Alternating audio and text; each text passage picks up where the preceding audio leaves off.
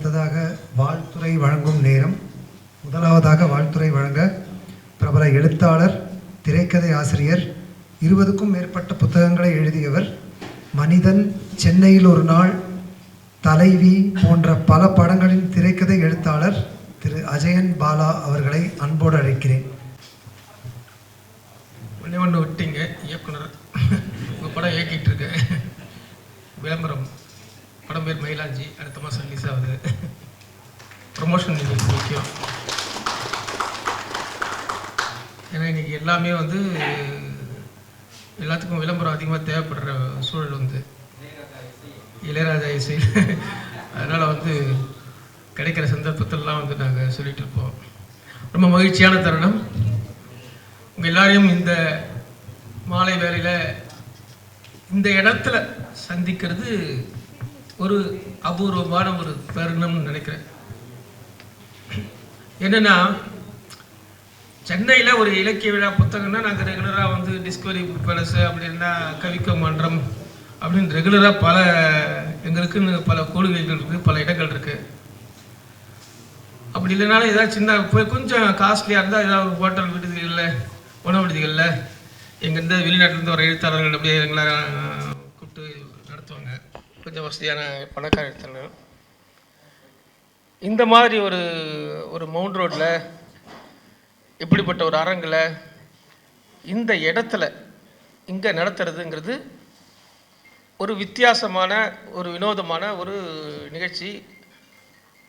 அப்படிப்பட்ட ஒரு நிகழ்வில் நானும் கலந்துக்கிறது ரொம்ப சந்தோஷமாக இருக்கும். ஏன் அப்படின்னா, இந்த இடம் என்ன விசேஷம்னா, இது சுகுணவிலாச சபா. இது பலருக்கு தெரிஞ்சிருக்கலாம். இந்த இடத்த நிறுவனர் பம்மல் சம்பந்த முதலியார் அவர் நாடக தந்தைன்னு சொல்லக்கூடிய அவர் தான் இந்த சுகுண விலாச சபாவை துவக்கினார். இங்கே நடத்துறதுக்கு முன்னாடி விக்டோரியா ஹாலில் கொஞ்ச காலம் நடத்தினார். பம்மல் சம்பந்த முதலியார் தமிழ் நாடக உலகின் தந்தை அப்படின்னு சொல்லலாம்.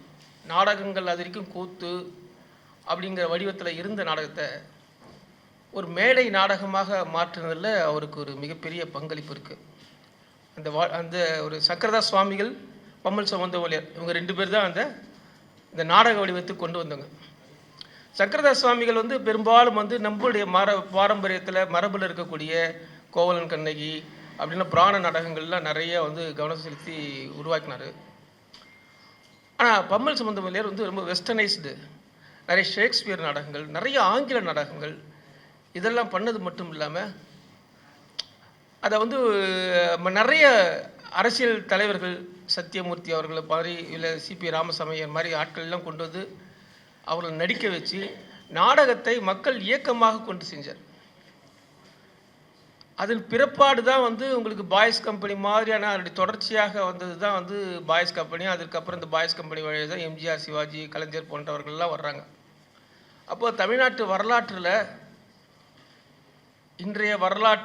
இன்றைய அரசியல் வரலாற்றில் ஏதோ ஒரு ஆரம்ப புள்ளியாக இருக்கக்கூடிய இந்த சுகுண விலாச சபாவில் இந்த புத்தகம் வெளியிடுறது மிக மிக முக்கியமான ஒரு அரிதான நிகழ்வு. அந்த அரிதான நிகழ்வில் நம்ம எல்லாரும் கலந்துக்கிற உங்களுக்கு ஏதோ நீங்களும் ஒரு அரிதான மனிதர்கள்னு நினைக்கிறேன். ஏன்னா நாங்கள் வழக்கமாக இலக்கிய கூட்டங்களில் பார்க்குற ரெகுலரான ஆட்கள் யாரும் இல்லைங்க. இங்கே கொஞ்சம் வித்தியாசமாக அந்த சுகாதாரடைய நண்பர்கள் பெரும்பாலும் ரோட்டரி அமைப்பை சார்ந்தவங்க நிறைய பேர் இருப்பீங்கன்னு நினைக்கிறேன். உண்மைதானே? உண்மைதான். ஏன்னா ரோட்டரி அமைப்பர்கள் சார்ந்தவர்களும் சாதாரண ஆட்கள் கிடையாது. வெறும் சாதாரண மனிதர்கள், வெறும் பதவி, வெறும் சமூகத்தில் இருக்கக்கூடிய நல்ல அந்தஸ்தில் இருக்கவங்க மட்டுமே கிடையாது. ஓரளவுக்கு சமூக சிந்தனையும் சமூகம் சார்ந்த செயல்பாட்டிலையும் தங்களை ஈடுபடுத்தி கொள்கிறவர்கள் அப்படின்னு தான் நான் நம்புகிறேன். ஏன்னா நான் உங்கள் பிரதிநிதியாக யாரை பார்க்குறேன்னா சுதாகரை பார்க்குறேன். ஏன்னா சுதாகர் வழியாக தான் எனக்கு ரோட்டரி அப்படிங்கிறது. நான் நிறைய கூட்டங்கள் போயிருக்கேன், நிறைய பேர் கூப்பிடுவாங்க, நிறைய பேச போயிருக்கேன். நான் நிறைய இடங்களில் ரோட்டரிலையும் லைன்ஸ்லையும் நிறைய போயிருக்கேன். ஆனால் அவங்க கூட நெருங்கி பழகினதில்லை. சிலர் நல்ல செல்வந்தர்களாக இருப்பாங்க, அப்படி மீட்டிங் முடியும், அதுக்கப்புறம் அவங்க ஒரு சின்ன விருந்து அப்படின்ட்டு கிளம்பி போயிடுவாங்க. ஆனால் சுதாகர் அவரோட நான் நெருங்கி பழகியிருக்கேன். அவர் வெறும் வந்து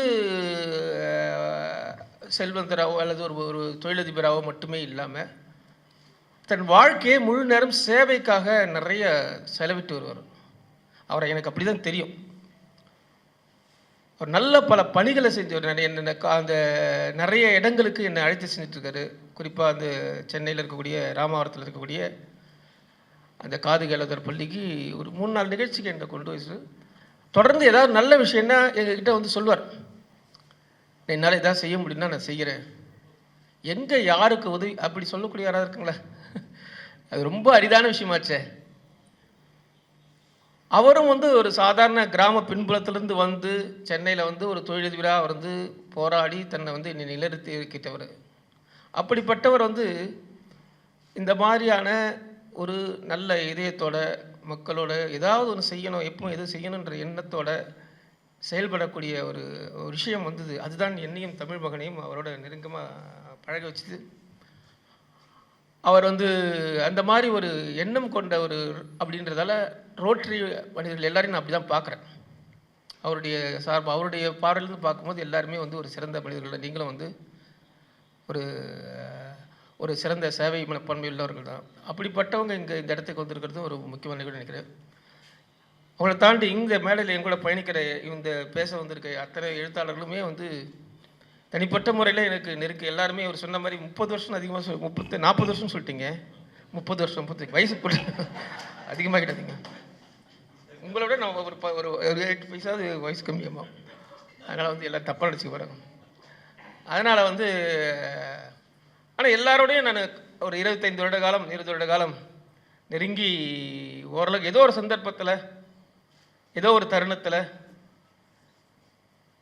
ஒரு ஆளை அவங்க கூட வந்து நெருங்கி சந்திக்கும் போது அட அப்படின்னு வியக்க வச்சுருக்கோங்க தான் எல்லாருமே. அவர் இனியன் ஆகட்டும். இனியன் வந்து குழந்தைகள் செயல்பாட்டில் வந்து வெறும் குழந்தைகள் செயல்பாட்டில் நாட்டில் இவருக்கு சலைச்சவர் இல்லை. இவரெல்லாம் வந்து உண்மையிலே வந்து அதனால இங்கே வந்திருக்காரு. ஊர் உலகத்தில் யாருக்கு என்ன பிரச்சனைனாலும் முதல் ஆளாக இருக்கிறவர் வந்து இனியன்.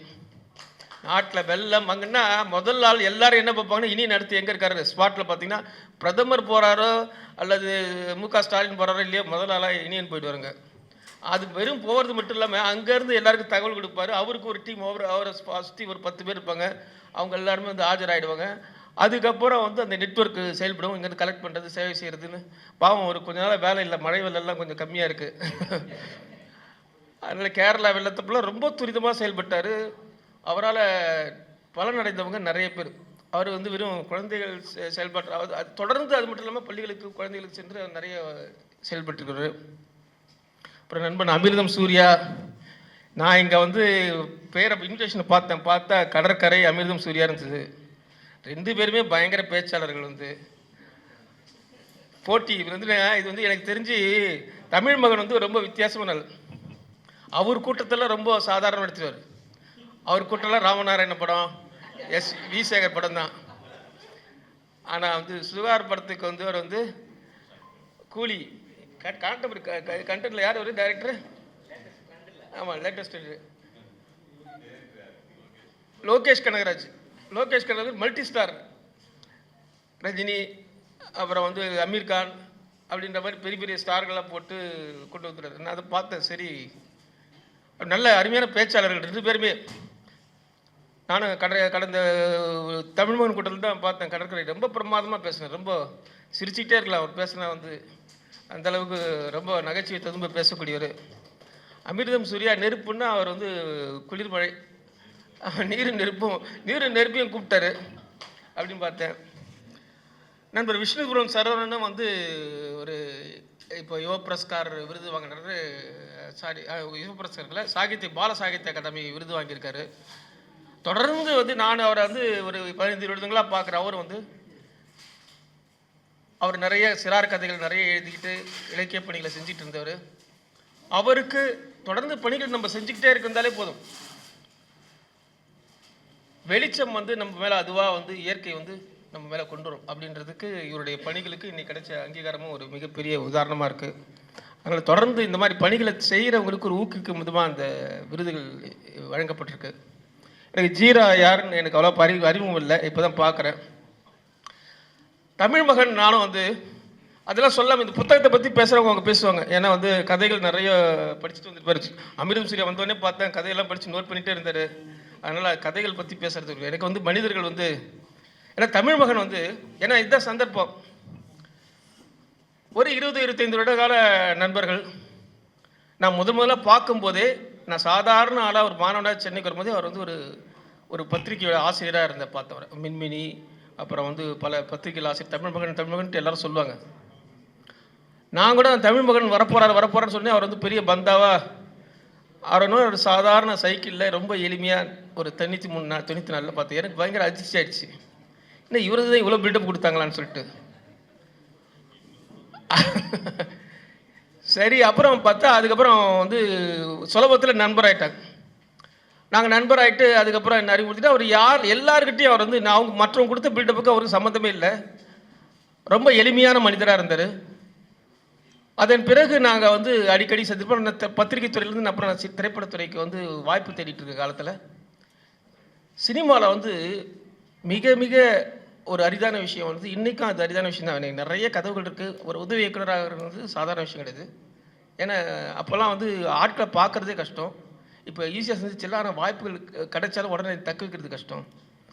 அந்த காலகட்டத்தில் யாரையும் பிபிக்ஸ்லாம் பார்க்க முடியாத ஒரு காலகட்டத்தில் எப்படிரா எனக்கு ரூட்டுன்னு பார்த்தா, தமிழ் வண்ணத்திரை பத்திரிகையில் வந்து உதவி ஆசிரியர் அவர் சப்எடிட்டாக இருந்தார்.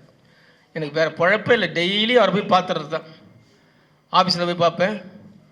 பார்த்த உடனே என்னை ஸ்கூட்டரில் ஏற்றிக்குவார். அவர் எங்கெல்லாம் போகிறாரோ என்னை கூப்பிட்டு போயிடுவார். இன்றைக்கி நான் வந்து ஒரு திரைப்படத்துறையில் இவ்வளோ சாதிச்சிருக்கேன்னா அதற்கு மிக மிக முக்கியமான எனக்கு விதையாக இருந்தவர் வந்து தமிழ்மகன். இல்லை, உண்மையிலே வந்து அந்த காலகட்டம் இல்லை, ஒரு செய்யணும்ல, யாரோ ஒருத்தர் வரான், ஏதோ ஒரு உதவிக்கிறேன்னா ஒரு நாள் 2 நாள் இல்லை, ரெகுலராக போவேன். கடற்கரை கூட அங்கே வந்து வேலை செஞ்சுட்டு இருந்தார். அடிக்கடி பார்ப்பேன். நான் கடற்கரையை வந்து குங்கும ஆஃபீஸில் பார்ப்பேன். அது கடற்கரை வரதுக்கு முன்னாடி இருந்த காலம் நான் சொல்கிறது. அதுக்கு 99, 98, 96லலாம். அப்புறம் என்ன வந்து சும்மா வந்துட்டு இருக்கீங்களே, ஏதாவது எழுதி கொடுங்கன்னாரு. நான் சினிமா 100, அப்போ தான் சினிமா 100 96. அப்போ சினிமாவை பற்றி 100 சினிமா தகவல் எழுதி கொடுங்கன்னாரு. அப்போ நான் உலக சினிமாலாம் பார்ப்பேன், அப்படி தெரியும் அவருக்கு. அப்போ நான் சினிமா பற்றி 100 பற்றி எழுதினேன். சும்மா வார பத்து பார்க்குறது இல்லாமல் அது இதெல்லாம் போட்டுகிட்டே இருந்தார். எனக்கு சினிமா பார்க்குறதுல ஆர்வம், இவருக்காக நிறைய படிக்க ஆரம்பித்தேன். அவர் படிக்க ஆரம்பித்து தான் இன்று வந்து அந்த துவக்கம் தான். அதுக்கப்புறம் வந்து என்னுடைய உலக சினிமா வரலாறு 3 பாகங்கள் வந்து இன்றைக்கு வந்து அது எல்லாமே வந்து பாடங்களாகவும் இன்றைக்கு நிறைய தமிழக அரசின் சிறந்த புனலுக்கான விருதும் கிடச்சிது. அப்போ வந்து அந்த எழுதின குறிப்புகளில் ஒரு குறிப்பை வந்து ஒரு நாள் அவசரமாக எனக்கு ஃபோன் பண்ணுறார். உடனே வாங்கன்னு ஆஃபீஸ் கூப்பிட்டார். போனால் எம்டி படிச்சிட்டாரு. இந்த சின்ன 4 வரியில் இந்த படத்தை பற்றி எழுதிருக்கீங்களே கூப்பிட்டு சமத்திட்டு திட்டிருக்காரு. என்ன எவ்வளோ பெரிய படம், இதை போய் எழுதிருக்கீங்களா அப்படின்னு சொல்லிட்டு பேட்டில் ஷிப் டாமிக்னு ஒரு படம் 1925 வந்த படம். யாருன்னா மறைந்த மரியாதைக்குரிய முரசொலி மாறன் அவர்கள். அவருக்கு பற்றி இன்னும் இவ்வளோ பெரிய படத்தை 4 வரி இருக்குங்க, இது போய் பெருசாக்குங்க அப்படின்ட்டார். அப்புறம் அவர் என்ன கூப்பிட்டு அதுக்கப்புறம் நான் வந்து எழுதி அப்புறம் வந்து அதை பற்றி அப்போ டைரக்டர் பிரபலமாக இருந்த ரமேஷ் கிருஷ்ணன் ஒரு டைரக்டர் பேட்டியெல்லாம் எடுத்து ஒரு 3-4 பக்கம் வந்து கொண்டு வந்தாங்க. எதுக்கு சொல்கிறேன், அதுக்கப்புறம் இது நான் தொடர்ந்து அதுக்கப்புறம் எழுத ஆரம்பித்தேன். அதோடு நிற்கலை. எனக்கு அதுக்கப்புறம் நிறைய நண்பர்களை அறிமுகப்படுத்தினார். எங்கே போனாலும் கூப்பிட்டு போவார். எம்ஆர் பாரதின்னு ஒரு நண்பர் இவர் தான் அறிமுகப்படுத்தினார். அதுக்கப்புறம் என்ன செஞ்சார், தினமணியில் அதுக்கப்புறம் இவர் எங்கே போனாலும் நான் விடுறதில்லை. ஏன்னா இவருக்கு மூலமாக போனால் ஓசியில் சினிமா பார்க்கலாம், அங்கே பத்திரிக்காரங்க கிடைக்கக்கூடிய எல்லா சலுகையும் எனக்கும் கிடைக்கும், எல்லாமே அனுப்பிச்சிட்டு இருந்தேன். அப்போ ஒரு அசிஸ்டன்ட் இருக்கும்போது சாப்பிட்றது கூட நமக்கு ஏதோ ஒரு அதெல்லாம் வந்து இவர் மூலமாக ஓசி அனுப்பிச்சிட்டு இருந்தேன். அது மட்டும் இல்லாமல் இவர் தினமணிக்கு வேலைக்கு போனார். தினமணி வேலைக்கு போனால் நான் அங்கேயும் போக ஆரம்பிச்சிட்டேன். சினிமா அசிஸ்டன்ட் வாய்ப்பு இல்லை, ஏதாவது பொழுது போகிறோம்ல. ஆனால் இவரோட போனால் அங்கே பிரபலம்லாம் இருப்பாங்க, பத்திரிக்காரங்களாம் இருப்பாங்க, எல்லாரும் பார்க்க நேரம் பொழுது போகலாம் அப்படின்றதால வந்து அடிக்கடி போயிடுவேன். அப்படி பழகிட்டு இருக்கும்போது என்னுடைய முதல் புத்தகத்துக்கு நடுவில் பைசைக்கிள் தீவ்ஸ் 99 எழுதினேன். இல்லை, அதுக்கு முன்னாடி அங்கேயும் வந்து என்னுடைய கரெக்ட் பைசைக்கிள் தீவ்ஸ் அது பைசைக்கிள் தீவ்ஸ் புத்தகம் எழுதியிருந்தேன். அந்த புத்தகத்துக்கான வெளியீட்டு விழா, அந்த வெளியீட்டு விழாவை வந்து முதல் முறையாக வந்து தினமணியில் வந்து அதை செய்தியாக போட்டு, அந்த செய்தி தான் என்னை பற்றி பத்திரிகைகள் அஜயன்பாலான் பத்திரிகையில் பிரசுரமான முதல் செய்தி வந்து அதுதான். இந்த மாதிரி புத்தகம் எழுத்தாளர்னு சொல்லிட்டு ஒரு கவர் பண்ணாங்க. அதுக்கப்புறம் தான் நான் வந்து கொஞ்சம் கொஞ்சமாக எழுத்தாளரும் பிரபலமாக தொடங்கினேன். அப்படி பல வகைகளில் என்னுடைய பயணத்தில் மிக மிக முக்கியமான, என்னுடைய பயணத்தில் மட்டும் இல்லை, நிறைய பேருக்கு வந்து வழித்துணையாக அவர் நிறைய கைட் பண்ணி நிறைய கொண்டு வந்திருக்காரு. அப்படிப்பட்ட ஒரு தமிழ் மகன் மாதிரியான ஒரு பதிப்பாளர்களை இப்படி ஒரு ஒரு புத்தகம் சுதாகர் வந்து தன்னுடைய முதல் புத்தகத்தை பச்சிடுறதுன்றது மிகப்பெரிய ஒரு நல்வாய்ப்பு. அதுவும் வந்து அவருக்கு என்னுடைய தனிப்பட்ட முறையில் வாழ்த்துக்கள். மின்னங்காடிக்கும் என்னுடைய வாழ்த்துக்கள். தமிழ் மகன் மூலமாக சுதாகர் சுப்பிரமணியம் வந்து பெறுவது வாழ்த்துக்கள். ஏன்னா மனிதர்கள் எல்லாருக்கும் எல்லாமே அமையாது. நம்ம வந்து ரோட்டில் மழையில் நினைக்கும் போது கொடைகள் யாரும் தானாக வந்து பிடிக்க மாட்டாங்க. நம்ம சாதாரண மனுஷனாக இருக்கும்போது கொடைகள் பிடிக்க மாட்டாங்க. அப்படி கொடைகள் அப்படி வாழ்க்கையில் நமக்கு அமையுது, நம்மளை காப்பாற்றுது, நம்மளுக்கு இது ஒரு அமையுதுன்னா அப்போது நம்மளுடைய செயல்கள் ஏதோ ஒன்று அப்படி தானாக உருவாக்கும். அப்படி சுதாகருடைய செயல்கள் வந்து தமிழ்மகனை ஒரு கொடையாக மாற்றி அவரை வந்து இந்த விஷயங்களை செய்ய வந்திருக்கு அப்படின்னு தெரியலாம். அப்படிப்பட்ட ஒரு 2 பேருமே வந்து ஒரு நல்ல மனிதர்கள். அவர்கள் வந்து இந்த நிகழ்ச்சியில், அந்த நிகழ்ச்சியில் நான் பேச கிடைச்சது ஒரு பெரிய விஷயம். ஏரிக்குள் கடல் அப்படிங்கிற இந்த புத்தகத்தை கொடுத்து அவர் வந்து எனக்கு எழுத சொல்லும்போது, இதில் வந்து நான் முதல்ல வந்து சுதாகர் வந்து எனக்கு நல்ல பரிச்சயமாய் ரொம்ப நெருங்கிய நண்பராகிட்டார். அவர் எனக்கு சேவை செய்யக்கூடிய நல்ல மனிதராகவும் நல்ல அன்புள்ளம் கொண்டவராகவும் தெரியுமே தவிர, ஆனால் இவர் இப்படி எழுத்தாளராக உருவாருன்னு எதிர்பார்க்கவே இல்லை. எல்லாருக்குள்ளேயும் வந்து எழுத்துன்றது அவ்வளோ சாதாரண விஷயம் இல்லைல்ல.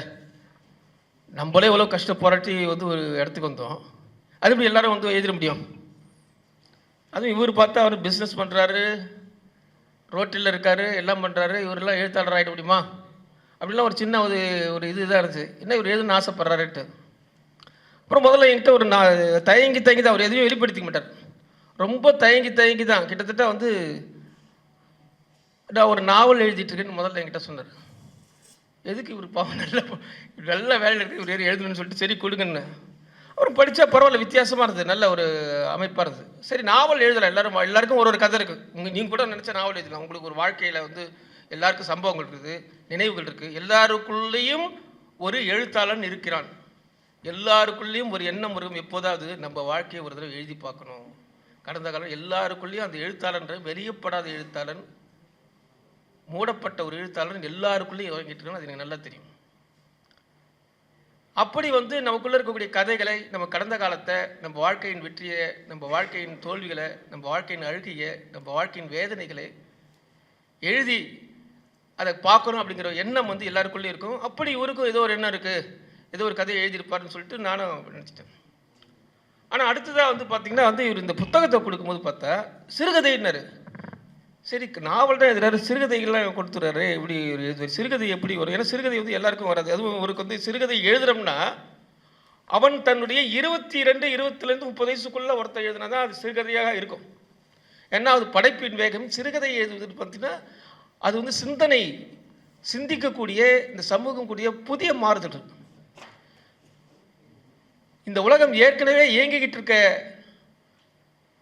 ஒரு வேகத்தை எதிர்த்து மாற்றி அமைக்கக்கூடிய சிந்தனைகள் எப்போ வரும்னா அந்த இளமையில் தோரணத்தில் தான் வரும். ஏற்கனவே இருக்கிறது பழசையெல்லாம் மாற்றி புதியதாக சிந்திக்கக்கூடிய வல்லமை வந்து அந்த அந்த ஒரு 22 20 வயசில் வரும். பெருசுங்கள்லாம் நம்ம அப்படின்ட்டு அந்த சிந்தனைகள் தான் சிறுதல் பலம். ஏற்கனவே எஸ்டாப்ளிஷ்டாக இருக்கிற எல்லாத்தையும் வந்து மாற்றி பார்க்கக்கூடிய வேகம். அதனால் இந்த படைப்பாளர் கவிதை எழுதுவது, சிறுகதை எழுதுவதெல்லாம் வந்து அவங்க நேச்சராகவே இருந்தாலும் 22 23 வயசுக்குள்ளே அவங்க எழுத ஆரம்பித்து 30 வயசு 35 வயசில் அவங்க வந்து பிரபலமாக. நான் சுதாகர் நாங்களாம் ஒரு சமூக வயசு தான் நினைக்கிறேன். அவர் இப்போ தான் சிறுகதை எழுதுறாரு அப்படின்றது ரொம்ப ஆச்சரியமாக இருந்தது. ஏன்னா அது வரைக்கும் என்கிட்ட ஒரு வாரத்தை கூட நான் சிறுகதை எழுதுறேன்னு சொல்லியதே இல்லை. பார்த்தா மலமலன்னு கிட்டத்தட்ட வந்து அவர் அனுப்பிச்சிடாரு. பார்த்தா வந்து எனக்கு கிட்டத்தட்ட ஆச்சரியம் வந்து 25 சிறுகதைகள் எழுதிட்டு இருக்காரு. சரி அனுப்புங்க படித்து பார்க்கலான்னு பார்த்தேன். ரொம்ப ஆச்சரியம் வந்து இன்றைக்கும் அவருக்கு பர்த்டே, இன்றைக்கி அவருக்கு பிறந்தநாள். காமராஜர் வந்து பிறந்திருக்காரு கூட. வந்து இன்றைக்கி இன்னொரு மிக மிக முக்கியமான ஒரு எழுத்தாளருடைய பிறந்தநாள் கூட. ஒரு எழுத்தாளரில் தத்துவவாதி சிந்தனையாளர் ஜாக் தெரிதா அப்படிங்கிற ஒரு கோட்பாட்டாளருடைய பிறந்தநாள். இந்த தெரிதாங்கிறவர் யாருன்னா கட்டுடைப்பு அப்படிங்கிற சிந்தனையை உலகத்துக்கு அறிமுகப்படுத்தினவர். அந்த கட்டுடைப்புன்றது எந்த விதத்தில் நமக்கு பயனுடையதுன்னா இந்த சமூகம் வந்து எல்லாவற்றிலும் வந்து மாற்றி அமைக்கக்கூடிய எல்லாத்தையும் இருக்கை போயிருக்கு. காலங்காலமாக இந்த சமூகம் வந்து இந்த கட்டமைப்பு நில உடைமை சமுதாயத்திலேருந்து ஆரம்பித்து ஏதோ ஒரு விதத்தில் கட்டமைப்பில் பண்பாட்டு சூழல்களால் வந்து சாதியத்தாலும் மதத்தாலும் நம்மளுடைய சொல்குடி சடங்குகளாலும் இருக்கப்பட்டதால் அந்த இறுக்கமான சமூகத்தை நம்மளை விட்டு வெளியே வர முடியல. ஏன்னா அது காலங்காலம் ஊறி கிடக்கு. அதனால் வந்து ஒரு சிலர் அந்த சமூகத்துடைய உச்சத்திலையும் ஒரு சிலர் வந்து சமூகத்தில் கீழேயும் இருக்காங்க. இது வந்து இது கலைத்து போடுவதோ இது மாற்றி போடுவதோ முடியாததாக இருக்குது. இந்த சிந்தனையை மைண்டுக்குள்ளே இருக்கிற இந்த சிந்தனையை நம்ம உடைச்சி பார்த்து இதுதான் பிரச்சனையே. எல்லாருடைய ஆழ்மனமும் பிரச்சனை. இந்த ஆழ்மனசை உருவாக்குறது யார்? நமக்குள்ளே இருக்கிற ஆழ்மனசு. இந்த ஆழ்மனசில் இந்த நோயாக இருக்குது எல்லாருமே. இந்த ஆழ்மனசை எப்படி உடைக்க முடியும்? எப்படி பார்க்க முடியும்? அந்த கட்டுகளை எப்படி உடைக்க முடியும் அப்படின்னு யோசிக்கும் போது அப்போ தான் அந்த தெரிதா அப்படிங்கிற மொழியியல் அறிஞர் வந்து அவர் கட்டுடைப்பு அப்படிங்கிற ஒரு எல்லா விஷயத்தையும் உடைச்சி பாருங்கள். எல்லாத்தையும் டீகன்ஸ்ட்ரக்ஷன் மையத்தை உடைச்சி பார்க்கும்போது அதற்கு உதாரணமாக சொன்னால் இதெல்லாம் தெரியாமையே பெரியார் பண்ணார். இந்த கட்டுடைப்பு சிந்தனைகள்லாம் எதுவுமே இல்லாமல் பெரியார் என்ன பண்ணாருன்னா, அவர் பெரியார் வந்து பிள்ளையாருக்கு விரோதிலாம் கிடையாது. ஏன்னா இந்த சமூகத்தை இறுக்கமாக ஆக்கி வைத்திருக்கிறது மதம். அப்படின்னா அந்த மதத்தை மையமாக இருப்பது யாருன்னா ஒரு சிம்பிள், ஒரு இறைவன். அந்த சிம்பிள் ஒரு உருவம்னா அது ஒரு பிள்ளையார். அப்போ பிள்ளையாருங்கிற ஒரு பிம்பத்தை இமேஜை உடைச்சா அந்த சமூகம் வந்து தன்னுடைய கட்டுகளை உடையும். ஏன்னா மதம் தான் நம்ம எல்லாரையும் சாமி பயமுறுத்தி வச்சிருக்காங்க. அப்படின்றதால இதெல்லாம் தெரியாமையே இந்த கட்டுடைப்பு இந்த தெரிதாலாம் வர்றதுக்கு முன்னாடியே இந்த கட்டுடைப்பு சிந்தனைகளை நடைமுறைப்படுத்தி அந்த சிம்பிளாக இதை உடைக்கிறது மூலமாக சமூகத்தை உடைச்சி காமிச்சவர் பெரியார்.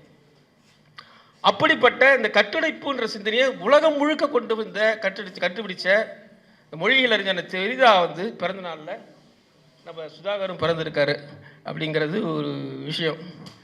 ஏன் இங்கே கனெக்ட் பண்ணுறேன்னா, இவருடைய சந்திரகுலம் அப்படிங்கிற இந்த முதல் கதை வந்து அவர் கட்டுடைப்பு சிந்தனைகள் கோட்பாட்டை சொல்லக்கூடிய அந்த கூறுகளை உள்ளடக்கியதாக இருக்கு இந்த சந்திரகுலம்ன்ற கதை. இந்த கதையில் நிறைய கதைகள் இருக்கு.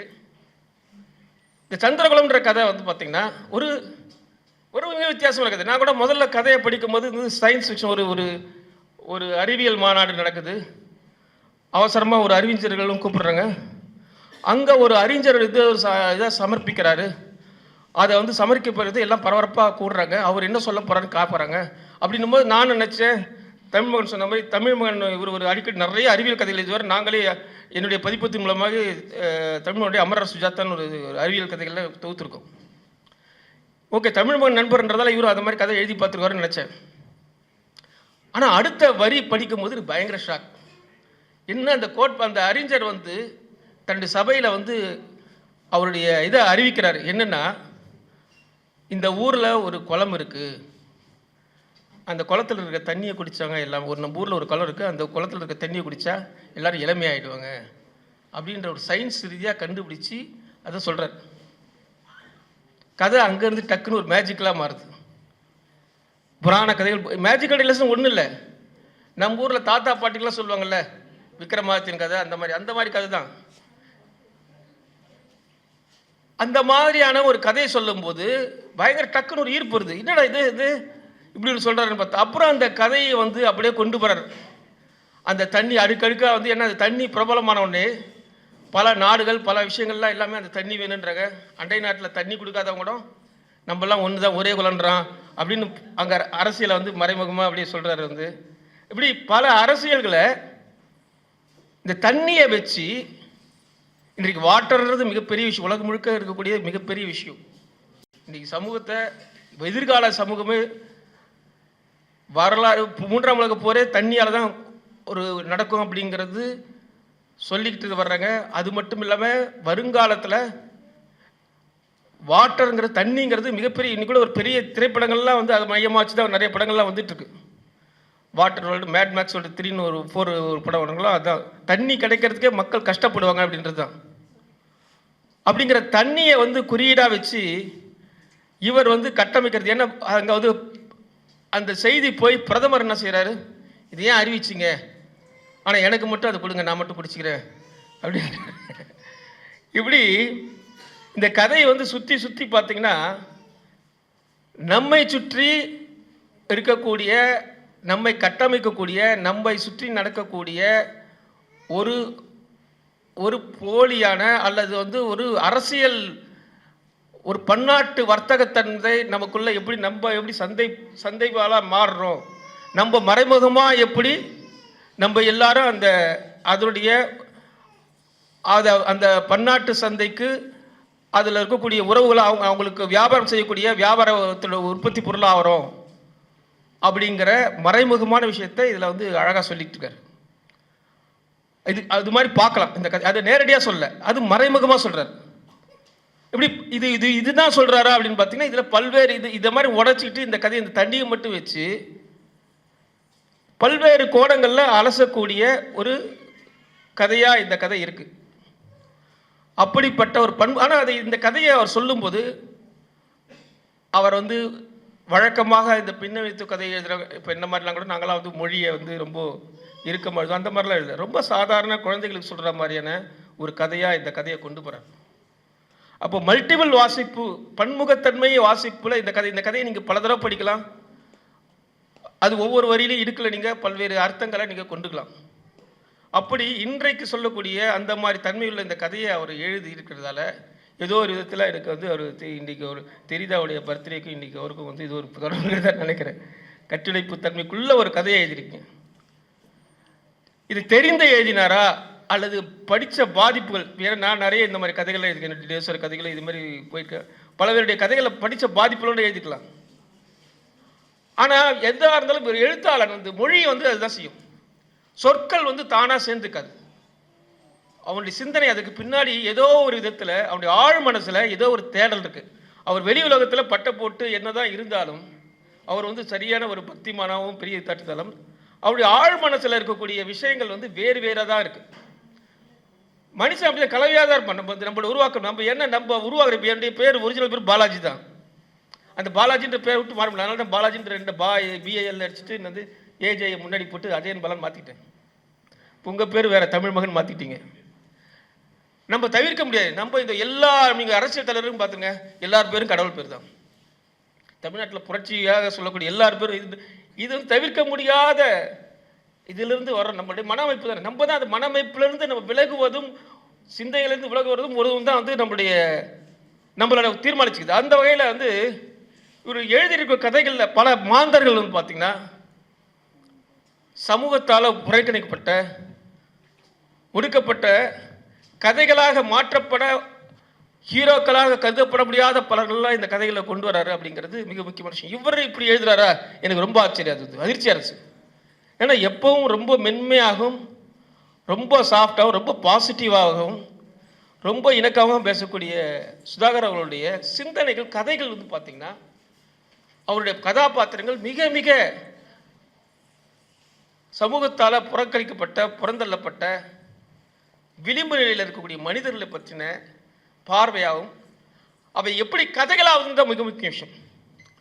நீங்கள் எல்லாம் கருத்தாக போயிடல, அது எப்படி கதைகளாகுதுன்றது. கதைங்கிறது வந்து ஒரு வாசகனுக்கும் படைப்பாளிக்கும் பொதுவில் இருக்கும்.